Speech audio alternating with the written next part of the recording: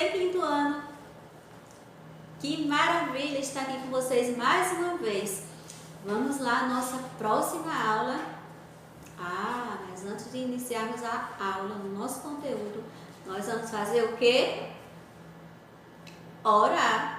Pedir a Papai do Céu que nos abençoe, pedir a Papai do Céu que cuide da nossa mente, que nos guarde, nos proteja. Então, de onde você está aí, ó, seja no seu sofá, seja sentadinho aí na mesa, seja no quarto, feche o olho e vamos orar juntinho comigo, tá bom? Senhor Deus, nós te louvamos e te agradecemos, porque o Senhor é bom e o Senhor cuida de nós. Obrigado, ó Pai, porque o Senhor tem nos dado inteligência. Obrigado, ó Pai, porque o Senhor tem suprido a nossa necessidade. Nesse momento, quero apresentar diante de Ti cada criança, cada família dessa criança, ó Deus. Que o Senhor possa cuidar, que o Senhor possa salvar, que o Senhor possa, ó Deus, suprir as suas necessidades, ó Pai. Muito obrigada por tudo e abençoe esse momento, ó Deus, um momento de aprendizagem, ó Pai. Que cada criança possa ter o seu entendimento aberto para poder compreender cada palavra que for dita aqui nesse momento. Obrigada por tudo, em nome de Jesus. Amém! Muito bem, gostei, vocês oraram juntinho comigo. E agora? O que está faltando? Nós já oramos e agora falta o quê? Agora falta a gente relembrar o nosso versículo da semana.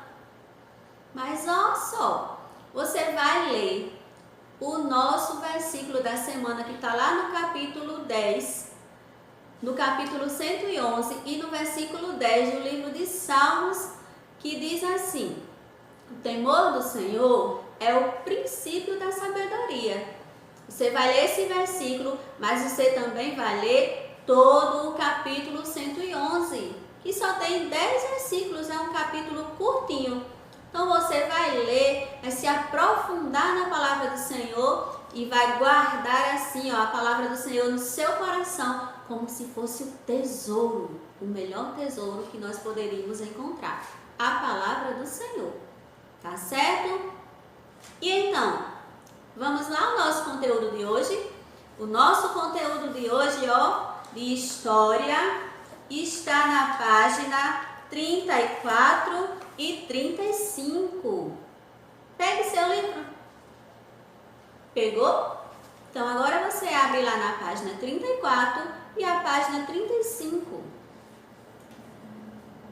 E aí o tema dessa aula é a organização do Estado no Brasil e depois nós vamos ver também a importância do voto e da Constituição. Para poder falar sobre a organização do Estado no Brasil, vamos relembrar o que foi que nós aprendemos sobre o Estado. Quem lembra o que é o Estado? Lembrou? Não lembrou? A tia Mari vai refrescar um pouquinho a ideia de vocês, tá bom? Vamos lá. Vocês lembram que na sala de aula, ainda quando a gente podia estar na sala de aula, nós trabalhamos sobre o Estado e que a tia Mari falou que o Estado é uma organização que tem o papel de cuidar da sociedade. Cuidar de que forma, professora? O Estado ele tem o papel de garantir direitos a todas as pessoas que moram em um determinado lugar. Lembra? E lembra que o papel do Estado, além de garantir esses direitos, ele tem que cuidar de todas as pessoas. Da mesma forma, o Estado não pode ter nenhum tipo de preconceito. Eu vou cuidar somente desse grupo de pessoas porque esse grupo é assim. Ou não, eu não vou cuidar desse grupo de pessoas porque esse grupo de pessoas não tem essa característica. Nós vimos que o Estado, ele deve cuidar de todos de igual maneira. E o papel do Estado qual é? Garantir o que é a sociedade? Tá lembrando? Isso mesmo. O Estado ele tem um papel de garantir educação, saúde, moradia, tem a obrigação de manter as estradas todas organizadas, sem buraco, sem nada degradado. O Estado, ele tem um papel fundamental na vida dos cidadãos e ele precisa cumprir esse papel.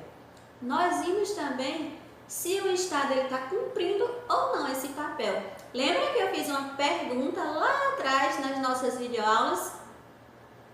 Qual era o papel do Estado? E eu perguntei para vocês o que é que vocês achavam, se o Estado estava cumprindo ou não com o seu papel. Alguns de vocês me responderam, ok? Então agora vamos lá. A organização do Estado no Brasil. Nós já vimos o papel do Estado, já sabemos o que é o Estado. E agora, como é que esse Estado se organiza aqui no nosso país? Você sabe? Imagina como é que isso acontece? Observe comigo aqui no slide. O Estado brasileiro é dividido em 3 poderes. Está bem aí, ó. O poder executivo, o poder legislativo e o poder judiciário. E esses 3 poderes exercidos por representantes dos 3 níveis de governo. Quais são esses 3 níveis de governo? O governo municipal, que é aquele governo do município, o governo estadual, que é o governo do estado, e o governo federal, que é o governo do país. Então vamos lá. Continuando, diz aí, ó, o que faz cada um desses poderes?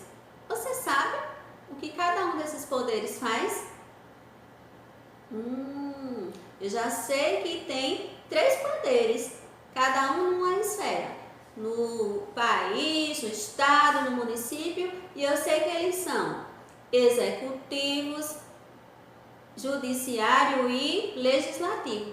Mas como será, ou o que será que cada um desses poderes faz? Qual é o papel desses poderes? Vamos lá acompanhar comigo?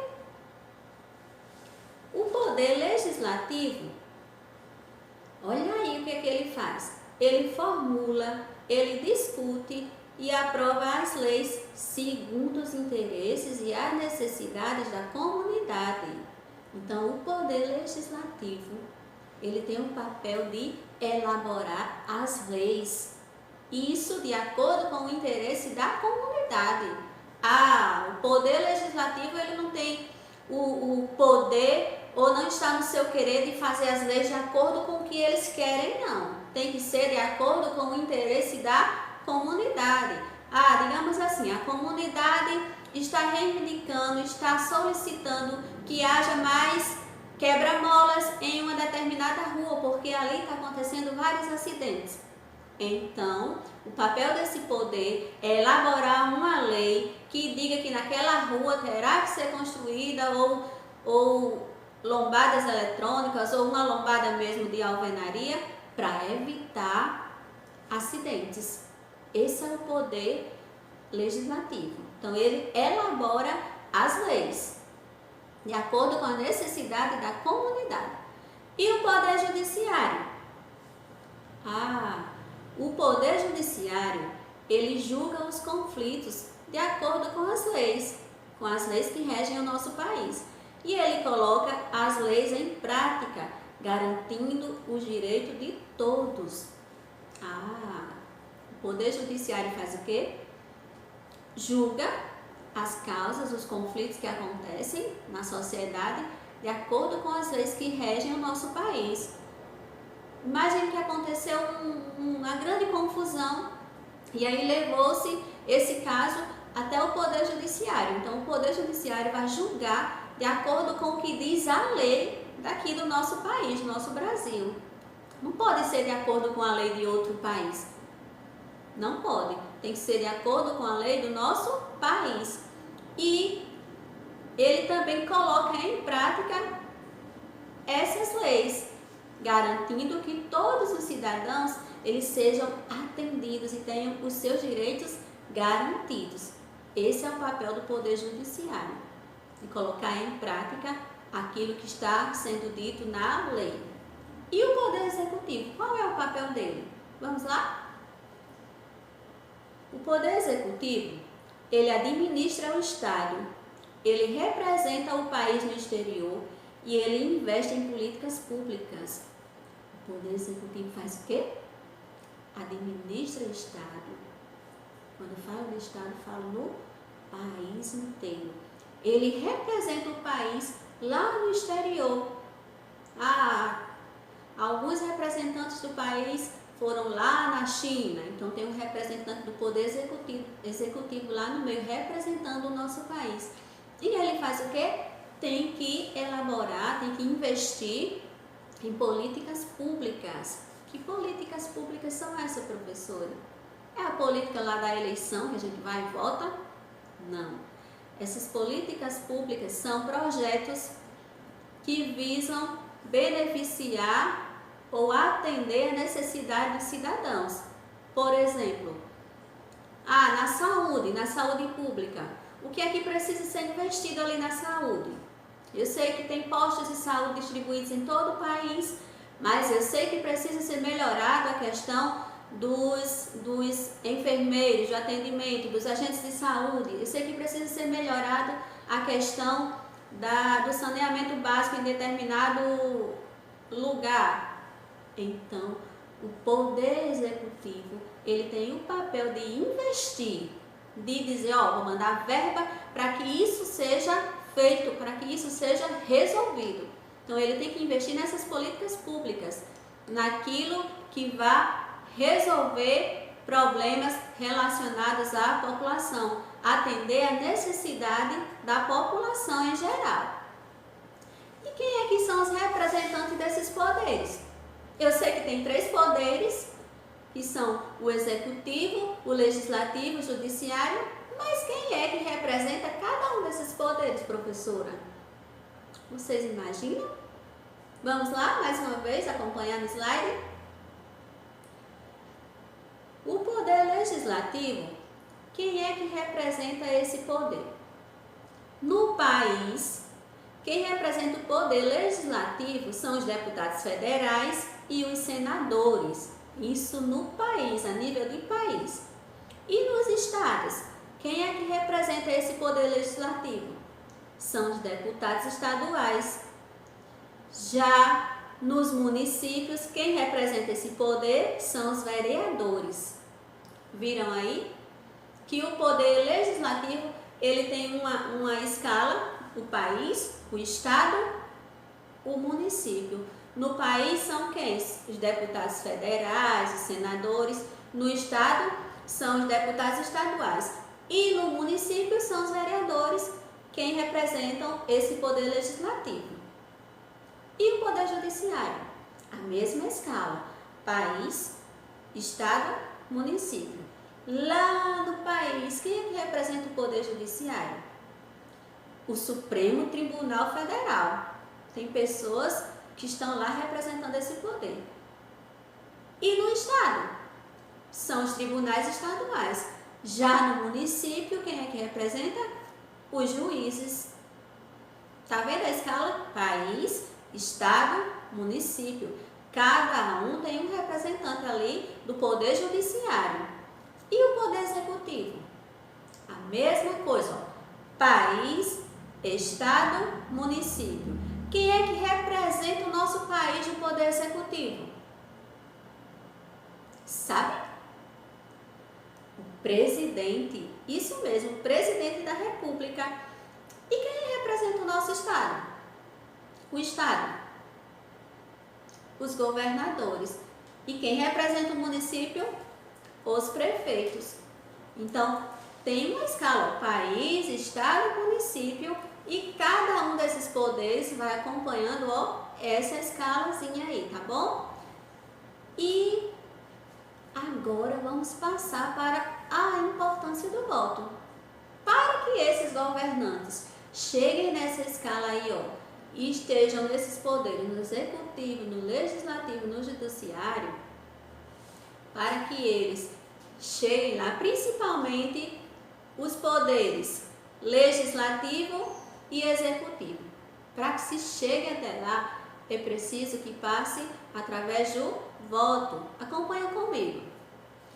No Brasil, as pessoas que fazem parte do governo são eleitas por meio do voto e governam por determinado período do tempo. Viram? Então, aqui no nosso país, as pessoas, os governantes, os governadores, prefeitos, senadores, presidente, todos eles foram eleitos por meio de uma eleição e por meio do voto. E eles só governam durante um período. Quem sabe quanto tempo que um governante desse fica no poder? Isso mesmo.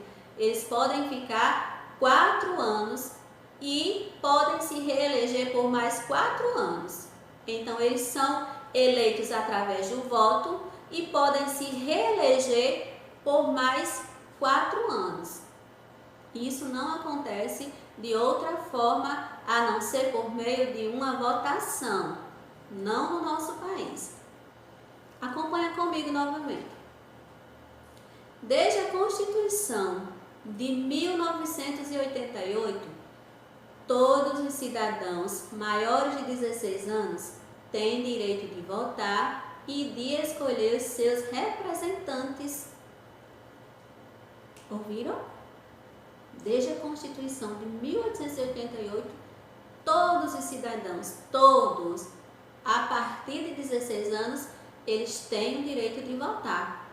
Constituição? E o que é Constituição, professora?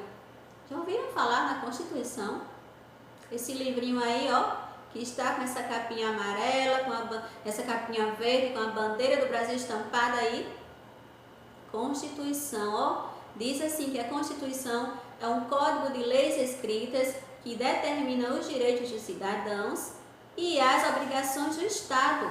Então, nesse livro aí, chamado Constituição, estão todas as leis que dizem respeito ao direito que o cidadão tem e qual é o papel e a obrigação do Estado com relação a esse cidadão. Então, tudo que está lá descrito na Constituição diz respeito a isso. Ao direito que eu tenho enquanto cidadã, qual é o meu direito? E qual é o meu dever? E qual é o dever do Estado com relação a mim? Na Constituição diz que todo ser humano tem direito de ir e vir. Está lá na Constituição. Continua dizendo assim, ó, no Brasil, o voto não é apenas um direito, mas é também um dever. Então, aqui no nosso país, eu não apenas tenho o direito de votar, mas eu tenho o dever de ir votar. Eu preciso ir votar para poder eleger o candidato, para eleger o meu representante. Eu preciso cumprir com o meu dever de cidadão. Ir lá e votar. Como será que se deu essa trajetória do direito ao voto no nosso país? Você imagina? Será que sempre foi fácil a gente votar? Eu quero votar, eu preciso votar, eu tenho o direito e eu tenho o dever de votar e eu vou votar tranquilamente no dia da eleição. Será que foi sempre assim? Vamos ver se foi. Diz assim, ó, o direito ao voto passou por mudanças ao longo do tempo. E isso representou muitas transformações e muitas lutas sociais. Como assim, professora? O direito ao voto passou por mudanças ao longo do tempo e isso resultou em transformações e mudanças sociais. Isso mesmo. Para se ter direito ao voto, passou-se por uma trajetória de mudanças na sociedade. Por que foi que isso aconteceu? Vamos lá. Inicialmente, lá no Brasil Imperial, diz que vigorou o voto indireto, ou seja, o direito ao voto e a candidatura a cargos públicos eram condicionados pelos bens materiais. Já parou para pensar nisso?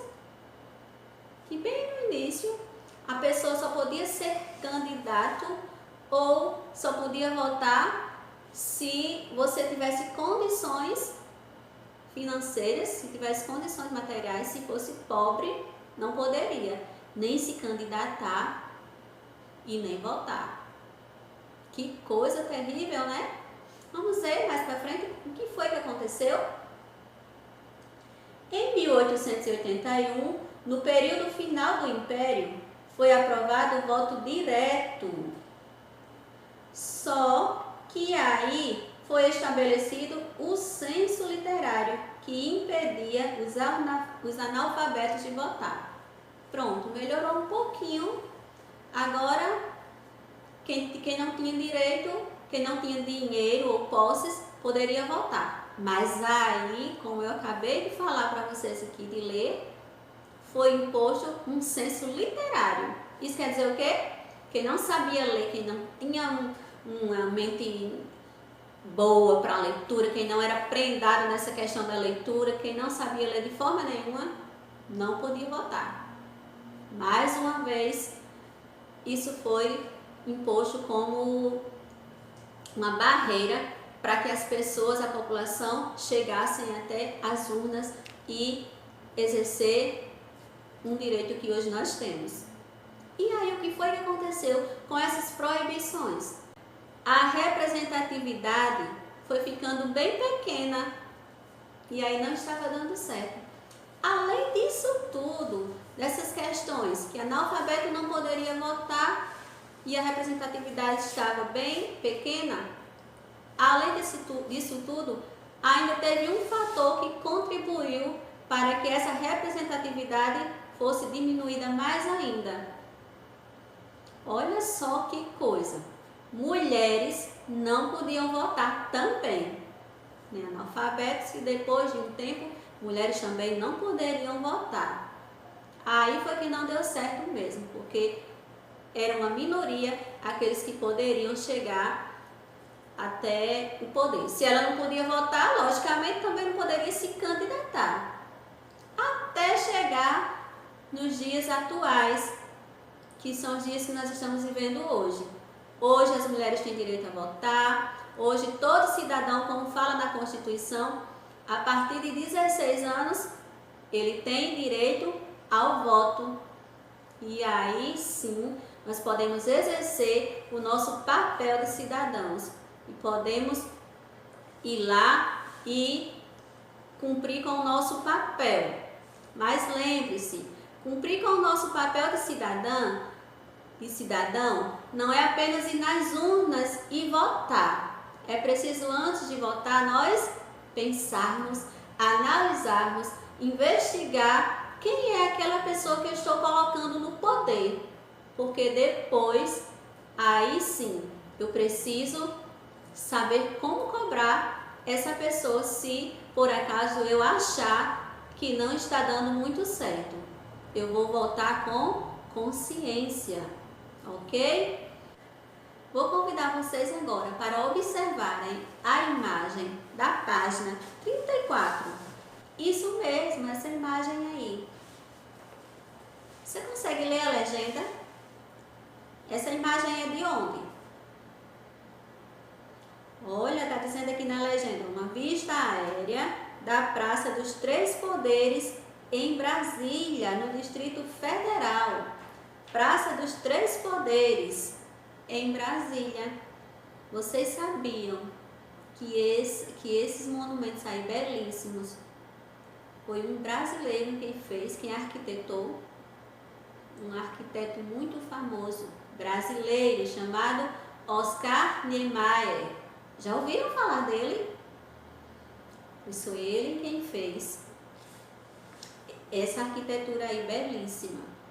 E nós vamos ver um pouquinho sobre ele. Passe a página do seu livro e acompanhe comigo a leitura na página 36 e 37. Vamos ler junto comigo.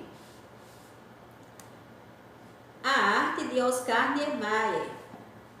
Brasília é a atual capital do Brasil, onde se localizam os edifícios que representam os três poderes em nível federal. O arquiteto responsável por projetar os principais edifícios públicos de Brasília foi o carioca Oscar Niemeyer, que nasceu em 1907 e morreu em 2012. O Palácio Nereu Gomes, e essa imagem que vocês estão vendo aí, ó, também conhecido como Edifício do Congresso Nacional, é a sede do Poder Legislativo e foi inaugurado em 1960. No prédio, com a cúpula voltada para baixo, é onde trabalham os senadores, e no prédio com a cúpula voltada para cima, os deputados federais. Viram? Que coisa, que arquitetura belíssima! Então essa arquitetura aí foi projetada, como eu falei antes, pelo arquiteto Oscar Niemeyer. E ele projetou com o seu melhor. Colocou lá em Brasília essa obra de arte. As obras desse arquiteto são caracterizadas pelo uso de formas abstratas, pelo concreto armado e pelas diversas curvas. Além de Brasília, Niemeyer tem obras em Curitiba, Niterói, Belo Horizonte, São Paulo, Natal, olha aqui bem pertinho de nós, e em cidades do exterior. Vocês sabem qual é a obra de Niemeyer aqui em Natal? Eu não vou contar para vocês agora, vai ser uma atividade para casa, vocês vão pesquisar que obra é essa de Niemeyer aqui na nossa capital do estado. Continuando. O edifício do Supremo foi projetado por Niemeyer em 1958 e é a sede do Poder Judiciário em Brasília. A estátua que representa a justiça, localizada na frente do prédio, foi criada pelo artista mineiro Alfredo Sestiatti. Os olhos vendados simbolizam a imparcialidade da justiça, ou seja, quando se fala em imparcialidade, é aquela pessoa que não toma partido, não se posiciona nem a favor de um, nem a favor de outro, simplesmente é como se estivesse cego, vendado, não toma partido de ninguém. Então, para fecharmos as nossas atividades hoje, vamos relembrar o que foi que nós estudamos hoje. Nós estudamos sobre o Estado, os três poderes representados nele, que foi o Judiciário, o Executivo e o Legislativo. Estudamos também sobre a importância do voto e sobre a Constituição, o que é que diz a Constituição e por que é importante nós votarmos, qual foi a trajetória dessa questão do voto, como era antigamente, como acontece hoje. E concluímos vendo um pouquinho sobre o arquiteto Oscar Niemeyer, que projetou belíssimos prédios que estão lá em Brasília, onde trabalham os deputados federais, onde trabalham os senadores. E assim nós ficamos por aqui. Para casa, o que é que você vai fazer? Lembra que eu falei na aula sobre uma obra de Oscar Niemeyer que tem aqui em Natal? Você vai pesquisar sobre essa obra, vai ver que ano que ela foi construída, onde é que ela se localiza, qual é o bairro. Eu sei que tem um aluno meu que sempre vai lá, é você mesmo. Então você vai pesquisar e vai anotar no seu caderno essa pesquisa.